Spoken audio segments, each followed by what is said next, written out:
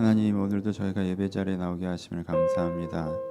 저희가 주님을 기억하고 주님을 사모하며 주님을 경외하며 나아가오니 저희가 주님 발 아래 엎드려 주님을 우러러 볼 때에 저희 마음 가운데 찾아오셔서 저희한테 은혜를 베풀어 주옵소서. 저희가 오늘도 주님으로부터 배우고 주님으로부터 깨닫는 시간이 될 수 있도록 이 예배의 시간 가운데 함께하여 주옵소서. 은혜 주길 기대하며 살아계신 예수님의 이름으로 기도합니다. 아멘. 함께 나눌 말씀은 잠언 14장 16절입니다. 잠언 14장 16절 말씀. 14장 16절 말씀 제가 봉독해 드립니다. 지혜로운 자는 두려워하여 악을 떠나나 어리석은 자는 방자하여 스스로 믿느니라. 한 번 더 읽어 드릴게요. 지혜로운 자는 두려워하여 악을 떠나나 어리석은 자는 방자하여 스스로 믿느니라. 아멘. 안녕하세요. 안녕하세요. 오늘은 선함에 대해서 다시 이야기를 하도록 하겠습니다. 오늘 본문이 핵심 본문인데 네 장면, 성경 본문 네 군데를 좀 살펴보고요. 결론부에서 적용점을 같이 보도록 하겠습니다. 첫 번째 본문은 누가복음 3장에 나오는 세리와 군병의 본문입니다. 제가 읽어드릴게요. 세리들도 세례를 받고자 하여 와서 이르되 선생이여 우리가 무엇을 하리까 하며 이르되 부과된 것 외에 거두지 말라 하고 군인들도 물어 이르되 우리는 무엇을 하리까 하며 이르되 사람에게 강탈하지 말며 거짓으로 고발하지 말고 받은 급료를 족한 줄로 알라 하니라. 아멘. 이렇게 얘기하고 계세요. 지금 세례요한에게 이제는 세례를 받으러 온 사람들에게 이제 세례요한이 해주시는 말씀이죠. 그래서 이분들은 아마 이 얘기를 듣고 회개하고 그렇게 고치려고 하셨을 것 같아요. 그런데 일반적인 그 당시 세리 군병 되시는 분들의 입장을 좀 생각해 봅시다. 그 당시 세리들은요 급료를 따로 받는 게 아니었어요. 로마가 급료를 정해준 게 아니라 내가 상납액을 정해줬어요. 그러니까 네가 어떤 항목에 세금을 적용하고 얼마를 걷던 신경 안 써. 대신 로마에게 요 액수는 내야 돼라고 이 액수만 정해줬단 말이에요. 그럼 세리가 굉장히 큰 재량권을 갖고 있는 거예요. 그러면 요 항목이 얼마, 요 항목이 얼마, 요 항목이 얼마에서 얼마를 걷고 얼마를 내고 얼마는 내 월급으로 알아서 가져가는 거란 말이에요. 그렇죠? 그러니까 어차피 돈을 건네는 사람이니까 냈다가 다시 받을 필요 없이 네가 알아서 해라라고 했단 말이에요. 그러니까 내가 이걸 걷어서 일정 부분을 내가 가져가는 것은 법적으로 정해진 재량권이죠. 그럼 내가 내 연봉을 정하는 건데 얼마로 정하는 게 좋을까요? 대부분의 세리들이 스스로 생각할 때는 내가 고액연봉자에 해당된다고 생각을 한 거예요. 그렇죠? 왜냐하면 이게 되게 이게 은근히 정신노동이거든요. 왜냐하면 사람들이 이 직종을 혐오했어요. 그러니까 내가 세리를 선택한다는 건 매국노 취급을 받고 뒤에서는 수근수근하고 나는 사람으로도 취급 안 했단 말이에요. 앞에서는 굽신거리지만 뒤에서는 그랬단 말이에요. 그러니까 그런 직종을 선택해서 내가 받는 혐오에 대한 대상이 있어야 되잖아요. 그리고 그렇게 돈을 받으러 다니는 것도 되게 쉬운 일이 아니고 노동량이 있었고 그리고 나름대로 내가 기준을 정하고 세금 원칙을 정하고 이렇게 하는 게 나름대로 전문적인 거잖아요. 그러니까 내 생각에는 이게 굉장히 고액연봉에 해당되는 일이다 라고 해서 그 액수를 가져간 거예요. 그러니까 그게 그렇게 뭐가 문제냐는 거죠. 그럼 내가 사람 취급도 못 받으면서 일하는데 내가 어부랑 똑같이 벌어야 돼요? 농부랑 똑같이 벌어야 돼요? 그건 아니지 않나? 이제 이게 세리 입장인 거죠.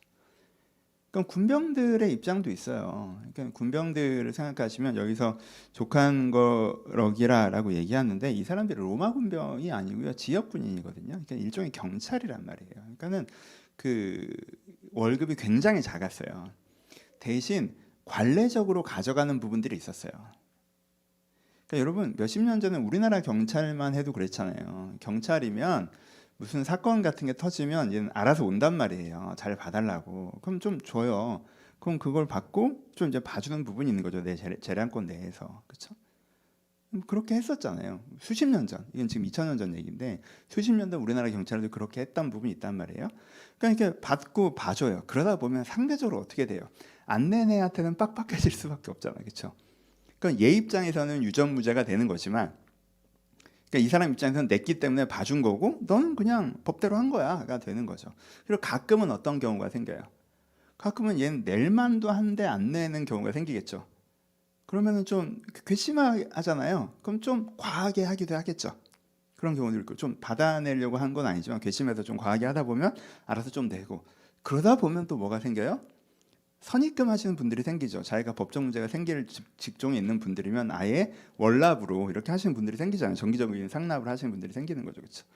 그러니까는 사실은 이게 되게 굉장히 문명화된 사회에서만 이런 일이 안 벌어졌지, 굉장히 많은 시대 많은 문화의 경찰들은 항상 이랬단 말이에요. 지금도 후진국이란 표현 어떨지 모르지만 이런 경찰분들이 많이 계시고, 그렇게 안 하면 못 먹고 살고, 그러니까 이게 불법이라면 불법이지만 관례라면 관례죠. 그러니까 그 당시 자기 군병들 입장에선 그걸 강탈이라고 얘기하면 강탈인데, 그렇죠? 강탈이라고 얘기하면 강탈인데, 이게 그게 거짓 고발이라고 하면 거짓 고발인데 관례라고 하면 관례인, 뭐 그런 부분들이 있었던 거죠. 이분들의 입장에서. 근데 그거에서 갑자기 눈에 힘 빡 주고 뭐 강탈하지 마라 이러면, 이게 뭐 관례적으로 해오던 건데 다들 그렇게 하는데, 근데 여기서 내가 세리인데 나만 내가 연봉을 뭐 진짜 그냥 보통은 내가 CEO 연봉으로 받았는데 내가 확 낮춰서 그냥 대리 연봉으로 받아. 그럼 다른 세리들이 또 얼마나 싫어할까요? 그렇잖아요? 그리고 뭐 군병들은 더하죠. 다른 사람들은 다 그렇게 관례대로 받아 먹는데 나만 깨끗하게 딱 안 받아. 그럼 그 조직에서 내가 하기도 어렵잖아요, 사실. 이분들 입장이 있다는 거죠. 다음 장면. 이 장면은 말씀을 드렸었어요, 2주 전에. 마태복음 21장에 나오는 성전의 상인들 장면이죠. 예수께서 성전에 들어가서 성전 안에서 매매하는 모든 사람을 내쫓으시며 돈 바꾼 사람의 상과 비둘기 파는 사람들의 의자를 둘러 엎으시고 그들에게 이르시되 기록된 바 내 집은 기도하는 집이라 일컬음을 받으라 하였거늘 너희가 강도의 소굴로 만드는도다 하시니라 라고 얘기했죠. 이것도 설명을 드렸었죠. 그 당시에 무슨 일이 어떻게 됐다고 얘기했어요? 목축업을 할 때에는, 성경은 목축업할 때 쓰여진 거니까 구약 모세오경은 다 자기 양에 있어서 그 중에 흠 없는 것을 골라왔는데, 지금은 목축업을 하는 사람들이 많지 않으니까 대부분들은 어떻게 그걸 사서 제사를 드리는데, 그럼 어디서 사는 게 편하다는 거예요? 가까운 데서 사는 게 편하죠. 성전 가까이서 사는 게. 그러니까는 내 나름대로 나는 성전 안쪽에서 파는 건 나도 아닌 것 같아서 바깥쪽에서 팔아봤어요. 그랬더니 사람들이 오면서 어때요? 뭐라고 하면서 지나가? 안에 가면 또 있어 하고 지나간단 말이에요. 안쪽에서 산다고. 왜냐면 사는 사람 입장에서는 양이잖아. 이게 무슨 이동을 최소화하는 게 자기도 편하잖아요. 그래서 사람 복잡한데 양 끌고 가기 불편하잖아요. 그러니까 최대한 가까이 들어가서 이제 살려고 한단 말이에요. 그러니까 내가 그러는 게 아니라 사는 사람이 그러니까 나도 자꾸 안쪽으로 들어가게 됐다라는 거예요. 그리고 이게 뭐 그렇게 잘못이냐는 거죠. 이걸 갖고 나한테 뭐 성전을 강도의 구려를 만들었다 그러면 좀 나도 좀 마음이 상처되지 않아요? 뭐 아니 먹고 살려고 하는 건데 내가 뭐 도둑질을 한 것도 아니고 무슨 강도의 구려이야 여기가. 그리고 여기에 대한 근본적인 책임은 나보다 누구한테 있어요? 그러면 바리새인 그분들이 성전 관리하시는 분들이 여기 못 들어옵니다. 그럼 우리 같은 상인이 감히 들어갈 수나 있어요?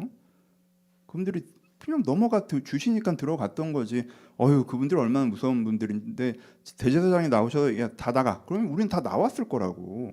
그러니까 들어가도 뭐라고 안 하니까 들어가도 되나 보다 하고 들어간 거고.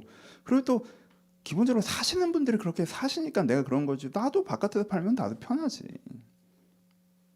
근데 내 입장이란 게 있는 건데 이거 갖고 뭐 강도의 구려를 만들었다고 해서 갑자기 와서 막 상 뒤집고 이러면 맘 상하잖아요. 여러분 오늘 아침에 장사로 가는데 갑자기 예수님이 나와가지고 내 상 뒤집고 그러면 뭐 나가 뭐 이러면 기분 나쁘지. 내가 그렇게 나쁜 놈인가? 세상에 나쁜 놈들 진짜 많은데 맘 상하지 않아요? 난 맘 상해서 막 교회 떠났을 것 같아 막. 와서 잘 얘기를 하시든가. 얘야 밖에 나가서 하는 게 어떠니? 그 정도 되지 않나? 세 번째 장면. 뒤로 좀 갑시다. 야고보서 2장 2절에서 4절인데 만일 너희 회당에 금가락지를 끼고 아름다운 옷을 입은 사람들이 들어오고 또 남루한 옷을 입은 가난한 사람들이 들어오매 너희가 아름다운 옷을 입은 자들은 눈여겨보고 말하되 여기 좋은 자리에 앉으소서 하고 또 가난한 자들에게 말하되 너는 거기 서 있든지 내 발등에 앉든지 아래에 앉으라 하면 너희끼리 서로 차별하여 악한 생으로 판단하는 것이 되지 아니하느냐. 야고보서 2장 2절에서 4절이에요.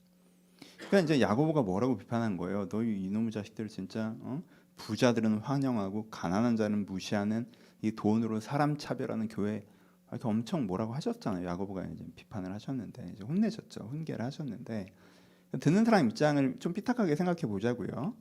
왜 그랬어요? 왜 부자가 오면 환영했을까요? 교회에서 부자가 교회 다니면 뭐 나한테 돈 줍니까? 여러분 교회 부자 다니면 여러분들이 그분들한테 돈 받는 일 있어요? 없잖아요. 그러니까 그 당시에 교회가 핍박을 받고 있었거든요. 되게 큰 박해를 받고 있었어요. 그러니까 교회 입장에서는 박해를 하는 주체는 누구예요? 그러니까 상류층들이죠. 권력자들이란 말이야. 그렇죠?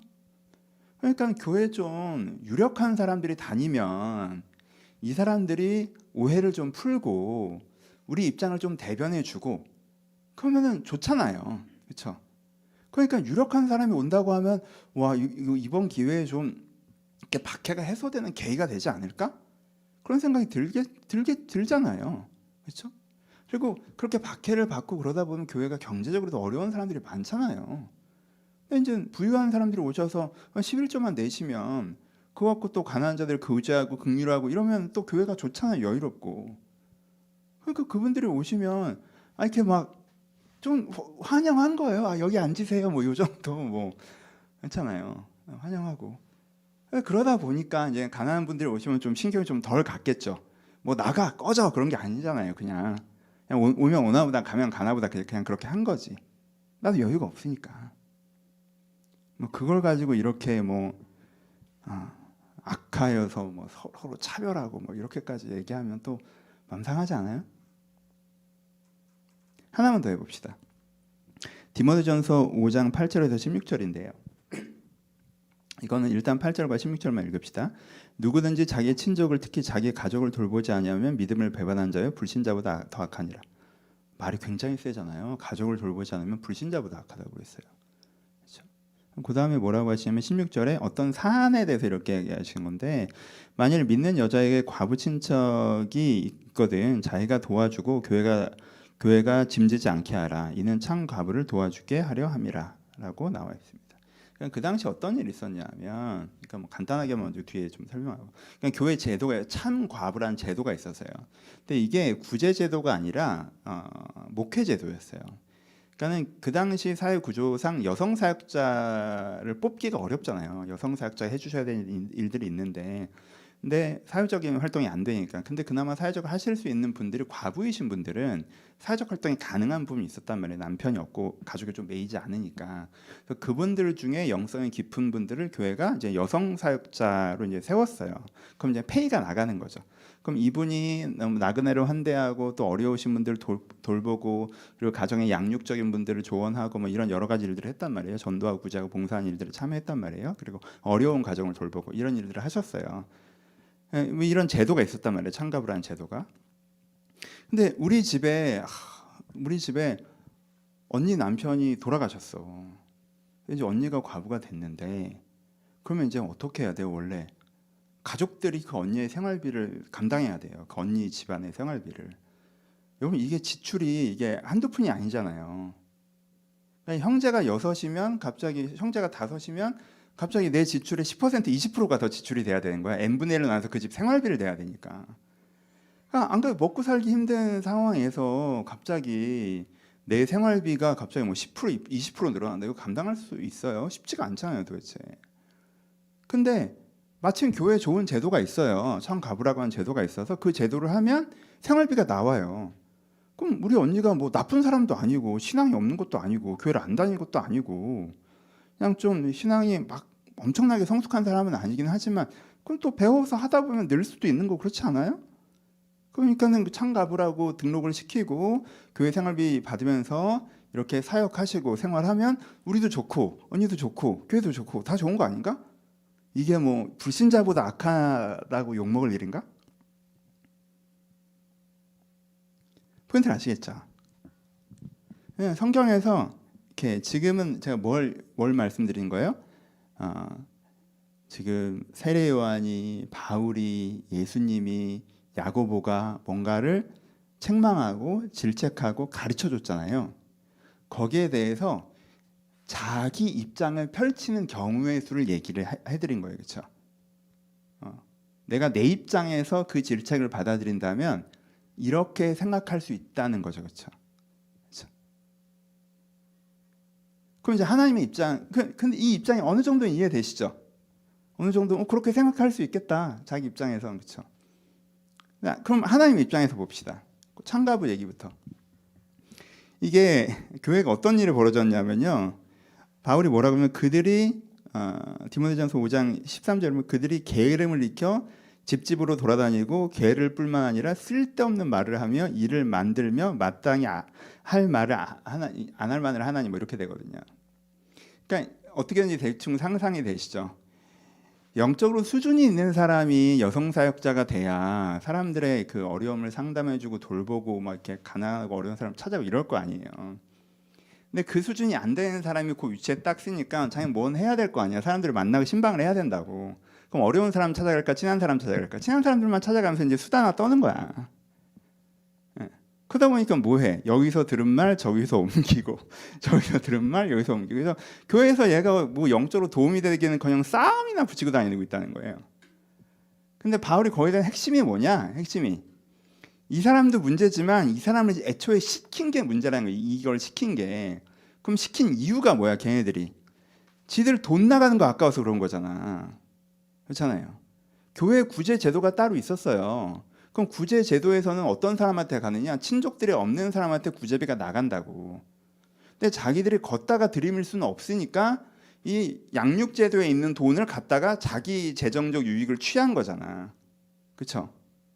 자기 돈 나가는 거 아까워서 그 교회 돈으로 메꾼 거라고. 그러니까 이걸 하나님 바울 입장에서 보면 교회 돈 훔쳐간 거라는 거야 이게.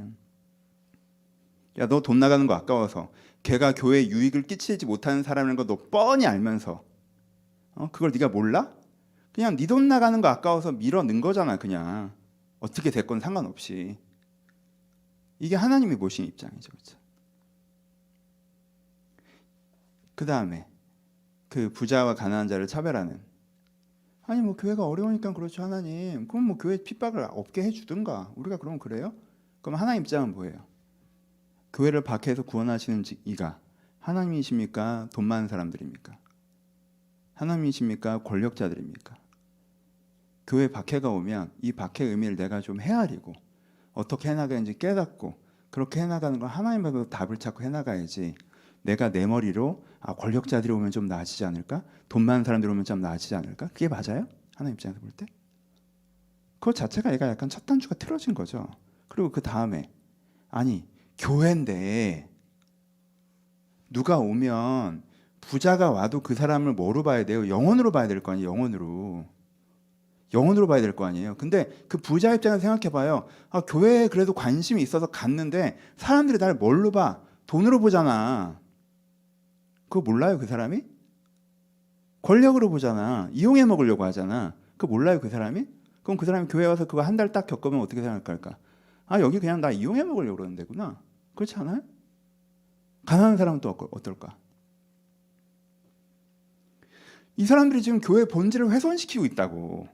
아예 교회 본질을 완전히 훼손시키고 있다고. 교회라는 것이 그런 것이 아닌데 교회를 엉뚱한 곳으로 만들고 있단 말이야. 하나님 입장에서 보면. 그 앞에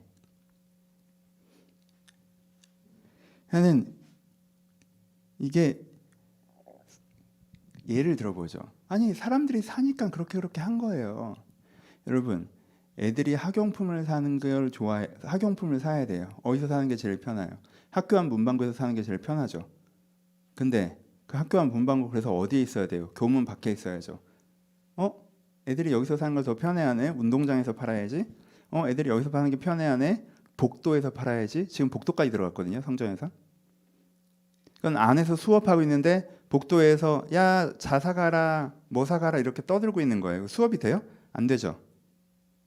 그 지경이라고. 사람들이요, 제사란 거 들으려면요 1년에 한 번 오기도 힘든 게 제사예요. 전국 각지에서 옵니다. 그 제사 한 번이 이 사람한테 너무 소중한 일이에요.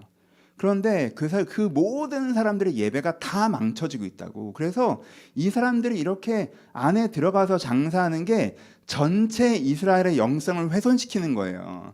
왜냐하면 그들이 1년에 한 번 은혜 받아야 되는 그 소중한 그 짧은 순간을 망치는데 그 모든 사람의 그 순간을 망쳐버리기 때문에 내가 진짜 속죄제를 드리려고 갔는데 갔다 왔는데 그냥 장사통이야. 시장통에 있다는 거야. 뭐 제사를 드린 것 같지도 않고. 그래서 제사를 드리러 가고 싶지도 않아. 그러니까 자기들이 뭘 망치고 있는지에 대한 이해가 없어요. 이 사람들이. 세리와 군병들은.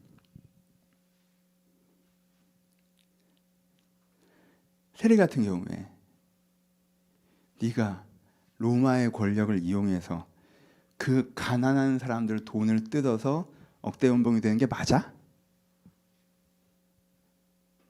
그게 맞냐고.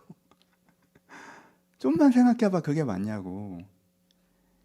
네가 거기에서 세리를 하더라도 대리 정도의 연봉 받고, 그리고 이 세법에 대해서 고민해서 정말 많이 버는 사람들께도 많이 내고 적게 버는 사람 좀 혜택을 받고, 이렇게 구조화해서 네가 일하면 결국에 네가 존경을 받을 거야.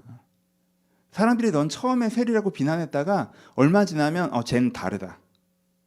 그래도 쟤가 저 재량권을 갖고 있어서 우리 지역은 좀 그래도 합리적으로 돌아가고 덜 어려워. 그렇게 될 수 있잖아요. 사람들한테 내가 내야 되는 총액이 얼마다. 내가 안 하더라도 누군가는 할 거 아니냐. 그러니까 이해를 좀 해달라. 근데 이 사람들이 내는 것보다 이 사람들이 좀 더 내는 게 낫지 않겠냐. 그렇게 해 가보자. 이게 안 되냐고요. 그렇게 하는 길이 있잖아. 본인도 먹고 살고 선하고 선한 영향을 끼칠 수 있는 길이 있잖아요. 그렇게 꼭 고액연봉 받아먹으면서 매국노가 돼야겠어요?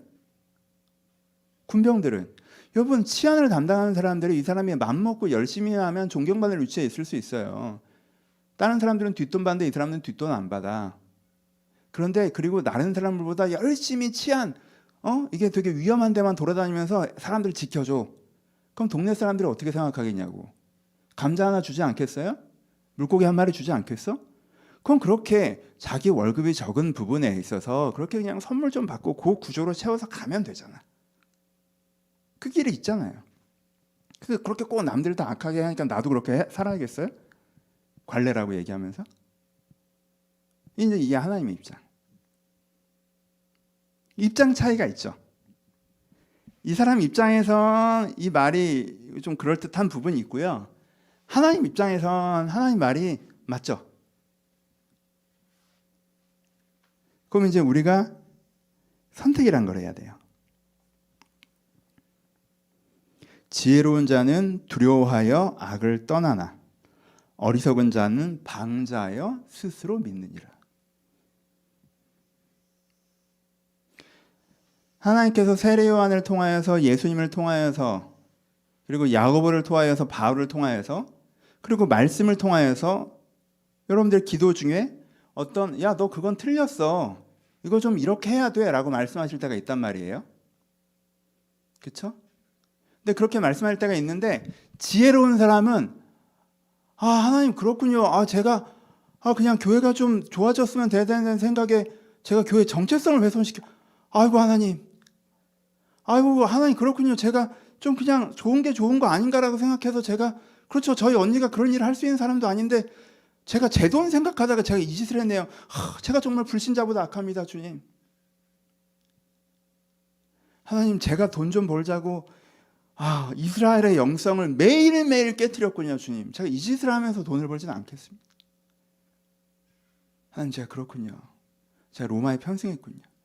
제가 관례라고 이게 나쁜 거 저도 조금만 생각해보면 알면서도 그냥 남들 다 그렇게 사는데라고 제가 따라갔군요, 주님.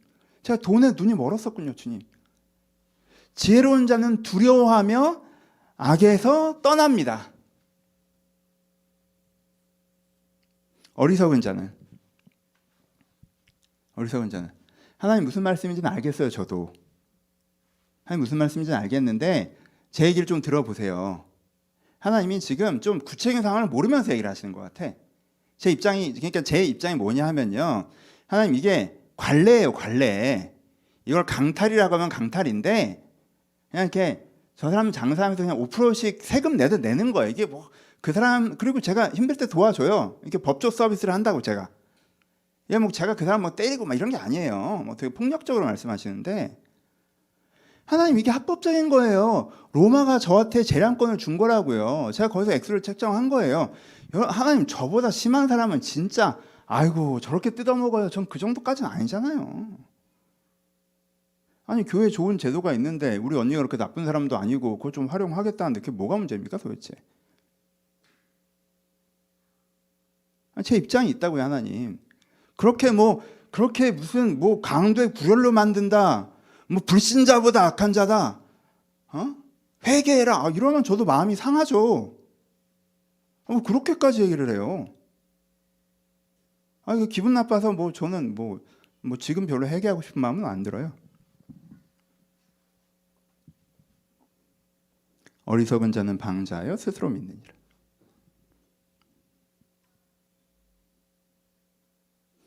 이 사람은 자기 입장에서 안 벗어나요. 스스로 믿느니라. 자기 입장에 되게 딱 뿌리내서 서 있는 사람. 자기 입장에 빠져있지 말자는 게 그냥 오늘 설교겠죠. 자기 입장에 빠지는 사람은요, 자기가 제일 똑똑해요. 그러니까 어떤 사안을 얘기하든 자기 관점에서 얘기하는 게 맞잖아. 그러니까 자기가 제일 똑똑해요. 누가 무슨 얘기를 해도 알겠는데 얘기를 들어봐. 내가 내 입장을 얘기해 줄게. 이게 맞는 거야. 그래서 사람들이 멍청하다고 생각해요. 자꾸 왜 이해를 못해? 이런 생각이 들어요. 내가 설명을 하잖아. 내가 말하잖아. 이게 이해가 안 가? 이해가 안 가는 게 아니라 입장이 다른 거죠. 근데 상대방이 이해를 못한다고 생각해요. 입장이 다른데 이해가 못한다고 생각하는 사람은 자기 입장이 선이라고 생각하는 사람이에요.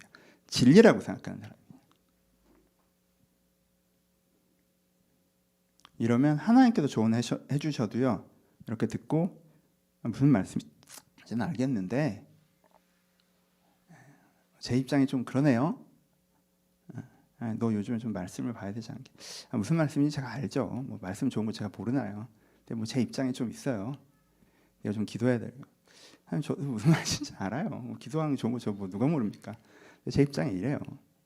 너 그 부분은 좀 죄악이라고 나는 생각하는데 그걸 고쳤으면 좋겠는데. 저도 알죠. 근데 하나님, 그게 객관적으로는 죄악이지만 이게 이 시대의 문화라는 게 있고 관례라는 게 있고 상황이라는 게 있고 좀 그래요. 하나님이 좀 제 상황을 이해를 못 하시는 것 같아. 이렇게 돼. 그러면 안 변해요. 오늘 되게 간단한 설교예요, 여러분. 자기 입장이 그냥 여러 가지 입장 중에 하나라는 걸 아셔야 돼요. 선함이 아니라. 그러니까 내 입장에 매여서 난 열린 귀로 듣고 있어. 난 되게 열린 사람이야. 얘기해봐. 내가 들어볼게. 네 얘기가 내 입장을 바꿀 만큼 설득력 있으면 내가 들을게.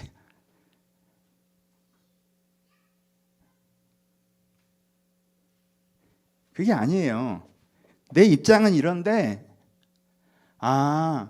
네 입장은 그렇겠구나. 내 입장도 선이 아니고 네 입장도 선은 아니야. 그럼 이런 입장 차이가 있는데 이걸 어떻게 해나가야지? 라고 생각할 수 있어야 최소한 대화가 가능한 사람이에요. 부부싸움 할 때 언제 제일 많이 싸운 줄 아세요? 자기 입장이 선이라고 생각하는 사람들이 둘 중에 하나로 있으면 엄청 싸워요. 둘 다 그러면 이제는 둘 다 이러면 끝도 없지. 둘 다 그러면 계속 왜 사람 말을 못 알아? 계속 이래요. 내가 설명을 하자. 막 이러면서. 왜? 내 입장이 맞으니까. 어떻게 대화가 돼야 정상이에요. 내 입장은 이래. 네 입장은 그렇구나. 그럼 내가 상대방 입장을 헤아리고 맞춰야 돼요? 아니죠. 그냥 그건 저 입장이에요. 내 입장도 있잖아. 그럼 둘 사이 입장 차에서 뭔가를 해야 돼요. 조율이라는 걸 해야 되는 거죠. 그렇죠? 사람 사이에서 최소한. 사람 사이에서는 이걸 할 줄 알아야 돼요. 그렇죠? 여러분, 내 입장에 뿌리 내리지 마시고 내 입장은 이렇지만 상대방 입장은 저렇고 둘 다 선함이 아니라 입장 차이라는 거. 그래서 이게 조율의 문제라는 걸 인지하셔야 돼요. 이게 돼 있는 상태에서 한 걸음 더. 그럼 하나님과는 하나님과 내 입장이 달라요. 객관적인 부분에서는 조율이에요. 너무 오래됐지만 한 3주 전에 설교에서 이게 선함이야 라고 객관적으로 가르쳐 드린 거 있죠. 근데 그게 하나님의 입장이죠. 근데 내 입장이라는 게 있어요. 그럼 그 객관적인 선함에 있어서는 조율이에요. 하나님 그 말이 맞긴 한데 제가 아직 그 정도 할 만큼의 역량이 안 돼요.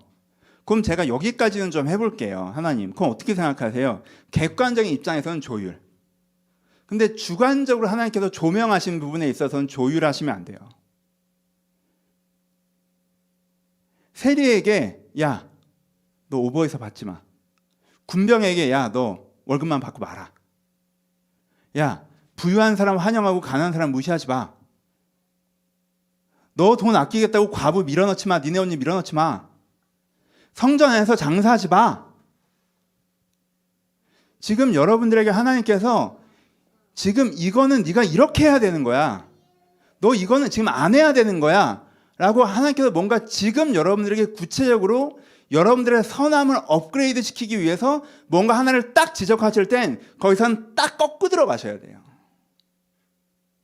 내 입장이 하나님 제 입장은 뭐 이런 비치면 안 되고요. 구체적으로 하나님께 어떤 부분을 딱 지적해내시고 야 네가 이 선함에 대해서는 네가 할 수 있으니까 한 걸음 실천해봐야 된다라고 도전하실 때에는 내 입장을 내려놓으실 줄 아셔야 돼요. 그리고 그 선함에 하나님께 조명하신 거에 귀 기울이고 따라가시려고 해야 돼요. 그래야 우리가 영적으로 성장할 수 있습니다. 이번 이 말씀을 여러분들이 꼭 기억하셨으면 좋겠어요. 지혜로운 자는 두려워하여 악을 떠나나. 하나님께 뭐가 잘못됐는지 가르쳐주시면 제가 이게 잘못됐군요. 하나님 감사해요. 이렇게 했으면 큰일 날 뻔했네. 떠나나. 어리석은 자는 방자여 스스로를 믿느니라. 또 이거 잘못했어. 하나님 무슨 말인지 알겠는데 제 입장은 뭐냐면요. 그럼 못 커요, 여러분. 성장할 수가 없어요. 여러분들의 입장이라는 게 있죠. 하지만 그건 여러분들의 입장을 이해해 주시는 거지 그게 선함은 아니에요. 우리가 그때 성장할 수 있습니다. 마칩시다. 유치원에 가서 제일 처음 배우는 게 이거예요. 집에 있을 때는 내 장난감 내가 마음대로 갖고 놀아. 유치원에 갔어. 내가 막 갖고 놀고 있어. 근데 친구가 계속 기다려. 그럼 선생님이 얘가 더 이상 못 기다리면 네가 많이 갖고 놀았으니까 이제는 쟤 갖고 놀게 해주자. 선생님 제 입장에서는 더 갖고 놀고 싶은데요. 네 입장이 그런 건 알겠는데 네 입장이 틀렸다는 게 아니라 제 입장에서는 많이 기다렸어. 그러니까 제가 갖고 놀고 그 다음에 또 네가 갖고 놀자. 제 입장에서는 처음 배운 거. 내 입장이 그렇긴 하지만 나는 좀 접고 그래 그럼 네가 갖고 놀아. 이렇게. 유치원에서 계속 뭘 배웁니까? 조율이죠. 그럼 교회에서도 애들 약간 투닥투닥 할 때 있잖아요. 그러면요 거의 둘 다 맞아요. 둘 다 맞아. 입장 차이지. 얘 입장에서는 이래서 섭섭했던 거야. 얘 입장에서 이렇게 화나갔다는 거. 그래서 둘이 투닥거리는 거예요. 그렇죠? 입장이 다른 거예요. 그렇죠? 그래서 계속 뭘 가르칩니까? 여러분 부모님들이 조율을 가르치죠. 네 입장은 알겠어. 얘 입장을 무시하고 얘 입장만 생각하면 얘가 상처받죠. 네 입장은 알겠어. 근데 네 입장대로만 할 수는 없고 얘 입장은 이래. 그러니까 그거를 이렇게 잘 조율해보자 라고 하잖아요. 그렇죠? 나한테 하세요. 나한테. 회사 가서도 내 입장만 생각하면서 저 사람들이 다 문제투성이고 나만 맞고 세상 답답한 사람들은 일 못해 먹겠네.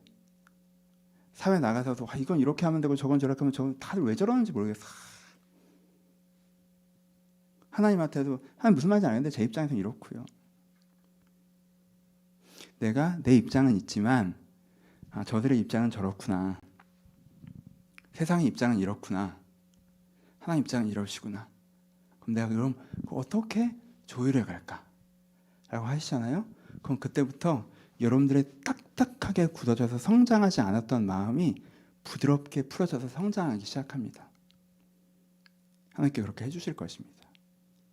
그럼 여러분 오늘 혹시 이 관계에서 내 입장에 너무 맞다고만 생각하셔서 갈등이 있다면 그냥 내 입장을 잠깐 멈추시고 무시하시라는 건 아니에요. 절대. 내 입장을 잠깐 멈추시고 그냥 100% 그 사람의 입장을 한번 생각해 보세요. 그 사람의 입장은 뭘까? 맞다 틀리다 떠나서 그렇구나. 그 사람 입장에서 그렇겠구나. 그리고 하나님께서 여러분들에게 뭔가 도전하시고 제시하시고 요청하시고 혹은 지적하시고 하는 것이 있으시잖아요.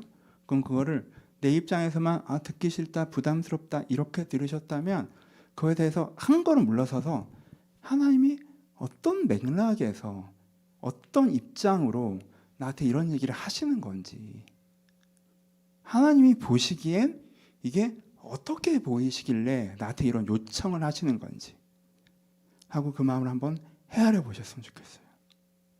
그러면 내가 내 입장에서 벗어나서 한 걸음 내디딜 수 있을 것 같습니다. 어떤 분들에겐 이게 중요한 설교는 아닌데, 어떤 분들에겐 이게 영적 성장에 되게 그냥 발목이 잡혀 있는 부분들이 있어요. 그래서 오늘 말씀드립니다. 저도 그렇기도 해요. 저도 지가 세상에서 제일 똑똑한 애라. 여러분, 그런 사람들이 제일 멍청해요. 저도 마찬가지. 이거 아닌가? 라는 생각이 탁탁 들어요. 그럼 어쩔 수가 없어. 탁 든 다음에 뭐 해야 돼요? 그런데 하고 한 호흡 험고 이거 내려놓고, 근데 하나님께 근데 왜 나한테 이런 마음을 주시는 걸까? 탁 드는데, 그런데 저 사람은 어떤 마음으로 그러는 건가? 한 호흡을 추스릴 수 있는 것. 그 한 호흡이 우리에게 생기를 주고 우리의 성장을 줄 것입니다. 그 한 호흡을 받아서 하나님과 함께 할 수 있으시고 다른 사람과 함께 할 수 있는 여러분 되시기를 주님의 이름으로 축원합니다. 우리 같이 기도하시겠습니다.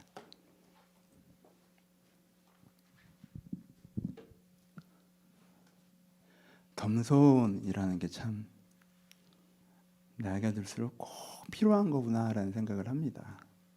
어릴 땐 겸손이 나한테 필요하다는 생각은 안 했어요. 그냥 의무처럼 느껴졌는데,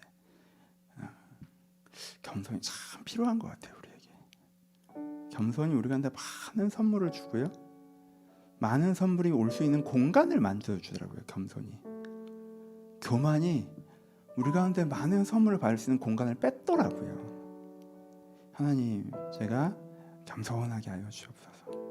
내가 내 입장에 갇혀있는 사람이 되지 않게 하시고 하나님께 귀 기울이고 다른 사람의 입장과 마음에 귀 기울이며 하나님과 함께 살아가는, 다른 사람과 더불어 살아가는 사람이 되게 하여 주옵소서. 혹시 내 입장을 고집하다가 일어난 갈등들이 좀 있으시다고 생각하시면 거기서 하나님께 그 매듭을 풀어주길 기대하시면서 우리 들은 말씀 가지고 한번 기도하도록 하겠습니다. 기도하겠습니다. 하나님, 주님께서 우리 한 사람 한 사람 가운데 찾아오셔서 저희들을 자기 입장에 매이지 않게 하시고 자기 입장에 사로잡히지 않게 하시고 하나님께서 말씀해 주시는 것 귀 기울일 수 있도록 은혜를 허락하여 주옵소서. 아버지, 하나님께서 말씀해 주시는 것에 귀 기울일 수 있도록 은혜를 허락하여 주옵소서. 아버지, 내 입장, 내 생각은 늪과 같아서 정말 부정적인 생각, 이기적인 생각, 완고한 생각, 아버지, 내 입장은 정말 내 생각 자주 나를 죽이는 생각인데도 나를 그것을 놓지 못합니다. 아버지, 내가 거기서 벗어나게 하여 주옵소서. 내가 거기서 벗어나게 하여 주옵소서. 지금 내가 거기서 일어나게 하여 주옵소서. 내가 거기서 나오게 하여 주옵소서. 아버지, 주여 저를 도와주시옵소서. 아버지, 저의 손을 붙잡아 주시옵소서. 저를 끌어내 주옵소서. 나의 어리석음이 있습니다. 주님, 나의 어리석음이 있습니다. 주님, 나의 어리석음이 있습니다. 주님, 아버지, 이 어리석음에서 나를 건져 주시옵소서. 주님, 이 어리석음에서 나를 건져 주시옵소서. 아버지, 이 어리석음에서 나를 건져 주시옵소서. 주님, 어리석은 자는 아버지 스스로 믿는다고 하셨는데, 아버지, 제가 어리석은 자가 되지 않게 하여 주옵소서. 아버지, 제 어리석음에서 벗어나게 하여 주옵소서. 주님, 제가 이 어리석음에서 벗어나게 하여 주옵소서. 아버지, 제가 이제 삼손의 어리석음을 봅니다. 주님, 아버지, 삼손의 어리석음을 봅니다. 주여, 저를 도와주시옵소서. 아버지, 주여, 저를 도우시게 인도하여 주옵소서. 아버지, 삼손의 어리석음이 저에게도 있습니다. 주님, 아버지, 주님, 저를 도와주옵소서. 아버지, 주여, 저를 도와주옵소서. 아버지, 주여, 저희가 내 거리에서 벗어날 수 있는 은혜를 허락하여 주옵소서. 저희를 지혜롭게 하여 주옵소서. 아버지, 지혜로운 자는 두려움의 악을 떠난다고 하셨는데, 주 아버지, 제가 지혜로운 자가 되어서 이 두려움의 악을 떠나는 자가 될 수 있도록 아버지 은혜를 허락하여 주시옵소서. 아버지, 주시옵소서. 여러분들 개인의 기도 제목 가지고 함께 기도하도록 하겠습니다. 여러분들의 마음의 숙제, 환경의 숙제, 여러분들 고민하는 미래의 숙제, 관계의 숙제가 있으시다면 여기 함께 해달라고, 혼자 고민하지 마시고 혼자 서 있지 마시고 하나님을 초대하십시오. 하나님께서 그곳에 함께 하시고 돌보실 것입니다. 여러분들 각자 개인의 기도 제목을 가지고 함께 기도하도록 하겠습니다. 기도하겠습니다. 하나님, 한 사람 한 사람 가운데 찾아오셔서, 아버지, 한 사람 한 사람 가운데 찾아오셔서 아버지, 저희들의 기도에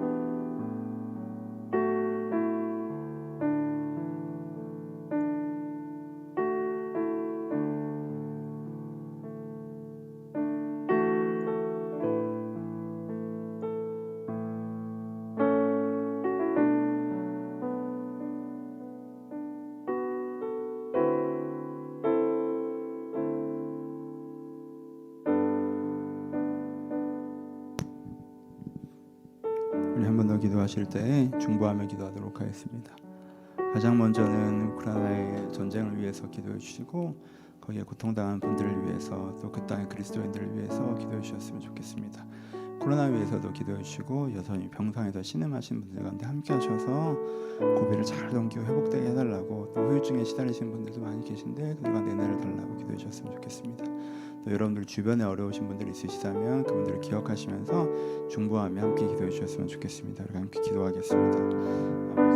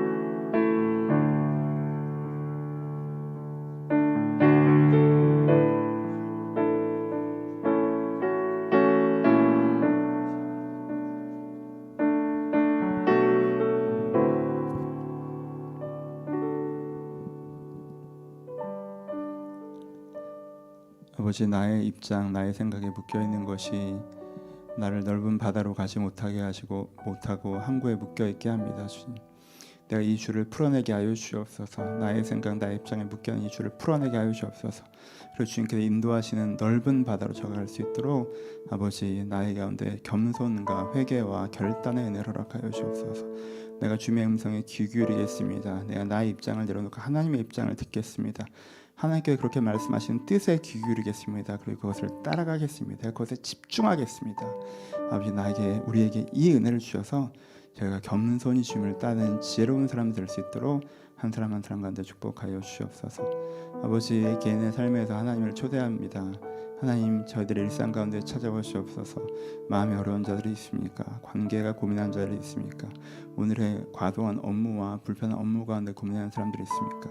미래에 대한 계획과 불안한 환경 가운데 염려하는 사람들이 있습니까? 건강의 문제로 갖고 주님 앞에 기도하는 사람들이 있습니까? 주님께서 각 사람에게 찾아오셔서 그 문제에 하나님께서 함께 하심을 경험하게 하여 주옵소서. 하나님께서 함께 그 문제를 풀어가심을 저희들이 느끼게 하여 주옵소서.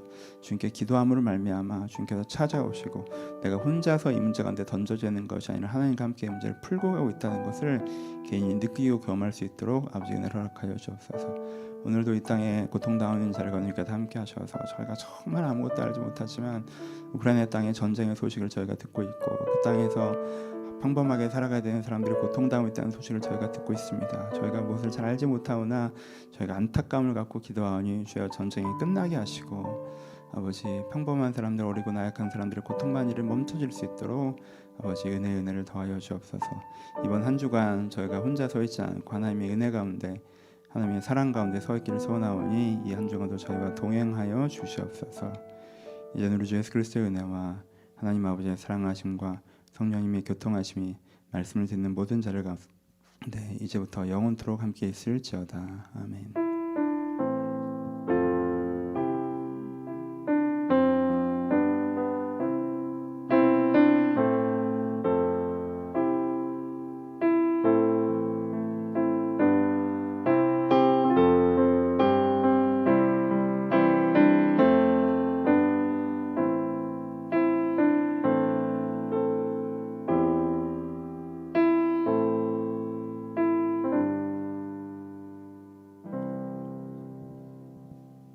서로 주님께 감사의 박수 하겠습니다. 감사합니다. 감사합니다. 예.